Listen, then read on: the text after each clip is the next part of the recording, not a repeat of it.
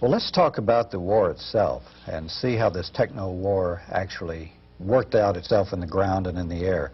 The use of helicopters, the helicopter war, and the search and destroy. Can you describe these and how they worked in the... Well, let me quote a very famous general, Julian Ewell. Generals write books. They're kind of like academicians. They need to write to publish in order to get further promoted up the hierarchy. We normally don't believe that, or think that way, but it's true. And to justify their actions. And to justify their actions. All right, Ewell's book is called Sharpening the Combat Edge, the Use of Analysis to Reinforce Military Judgment. It's published by the Department of the Army. And in the first chapter, Ewell says that we could compare search and destroy operations in Vietnam to an assembly line. Wow. That it was literally a war factory, and that the objective is unlike a World War II or World War I, where you have a continuous front going on thousands of miles, and you have major offensives and then a counteroffensive and then a lull. In Vietnam, it's a factory. You turn the factory on, you let it run full blast all the time, and that's the managerial problem. How do you just allocate your resources given the fact that you've already decided to run at maximum capability? To produce body counts. To produce body counts. Search and destroy means that somewhere between several hundred and several thousand American soldiers are going to search a block of countryside for Viet Cong or North Vietnamese troops. And they're going to try to engage them in combat and, of course, and destroy whatever troops or whatever supplies they capture. In theory, it's strategic offensive, meaning it's a way to put the Viet Cong, make them weaker, to hunt them down. It's as if we're hunters and they're the prey. The objective is to kill the enemy so fast that we reach what's called the crossover point. This is General William Westmoreland's term. The crossover point means you're killing the enemy faster than they can replace their casualties. It's like you're going to drive the other side bankrupt. All right, so with all of our high technology, with our helicopters, our jet fighter bombers, our tanks, we'll just grind them up. Now that's the theory. The practice of search and destroy often turned out very differently. In that part of a factory means a set of routine operations. And these routines were quite visible to the Vietnamese. For example, we just didn't all of a sudden show up unannounced into an area and begin the search. Instead, you had to, reconnaissance planes had to go over it. Artillery guns had to shoot smoke rounds into the jungle, into the landing zone, so that all the other artillery guns could sight in so they could, fire protective artillery strikes around the landing zone. If you're any kind of Viet Cong commander, if you see a smoke round coming up in the jungle, well, you know that the Americans are getting ready to launch a helicopter assault.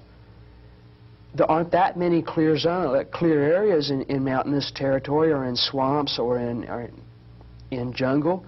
You can tell where the landing zones are. So many times the Viet Cong commanders had a very substantial advance notice upon when the Americans were going to begin an operation. Consequently, they had the choice: do we run and hide, or do we ambush? The Americans then land. The first wave takes the landing zone. The second and third waves bring in more artillery. If you're a Viet Cong commander, you get out your compass and your map. You draw a circle, a radius on the map, and that will tell you, because you know that American artillery, a 105mm howitzer, has a 10,000-meter radius. So you know that the Americans will not march further outside the range of their howitzers, so you can tell where the Americans are going to march. Do you run and hide, or do you fight? So the same kind of principle goes on. It's in essence, they knew where we were, but we did not know where they were. And they had the initiative. They then had the initiative. It's their terrain. It's their terrain. So even by the military's own statistics, roughly 3/4 of the battles in Vietnam were initiated by the Viet Cong and NVA, meaning they ambushed U.S. forces and could make a decision. Also, most battles ended when the Viet Cong and NVA wanted them ended. They could initiate contact and break contact. And those are two crucial definitions of combat initiative. And your other statistic that only in 2% of the search and destroy missions did we actually make contact, original contact with the Vietnamese. So it was their choice the whole time. And as I understand, the soldiers themselves on the ground, they didn't like this because they were the ones who would have to take the casualties first to lure the Vietnamese into battle so that then the Americans would know where to send the planes and where to send the artillery. You know, when I began my Vietnam research, I had a hint that I was going to find a very cavalier attitude towards whether or not Vietnamese lived or died. I was surprised to understand the command's attitude towards their own soldiers. But let's think about it. We're talking about a production model of war again, or techno-war. These are the U.S. war managers. These are the U.S. war managers. Okay. We have a draft. We can replace all the labor that we lose can be replaced. And indeed, it's like migrant labor force. We're almost sort of like, say, we had a farm when you bring them in for a year, a year or two of mostly duty. blacks and Chicanos anyway. Quite all, well, not most, but a whole lot of them are. They're poor, working class whites. The idea was, so what if they walk into an ambush? We take some casualties that way, but then we'll call in our airstrikes and call in our artillery fire, and we'll use our technology then to get the body count.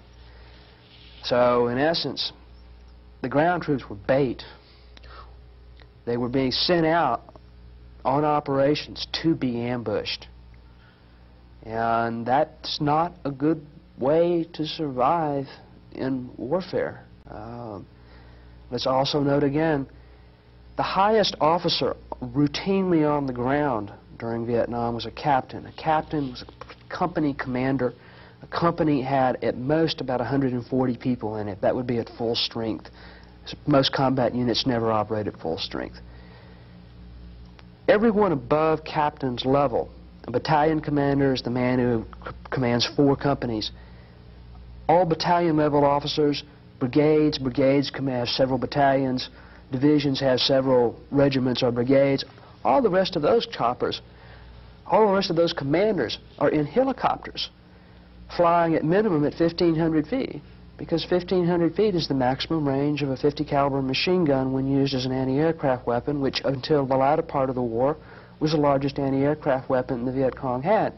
So the managers were relatively safe in this process, whereas it's the workers who are suffering the occupational safety hazards on the ground. Was it a success in terms of the numbers and the body counts? Did they actually, in their own inhuman logic, succeed, or were the costs greater than the benefits, even in terms of their own logic? Several things happened. For one, all the American commanders and helicopters communicated in uncoded English to their subordinate officers and ground troops.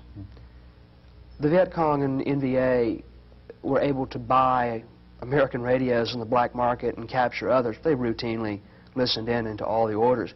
There are many stories of people of Viet Cong hearing American orders and then taking actions to circumvent them.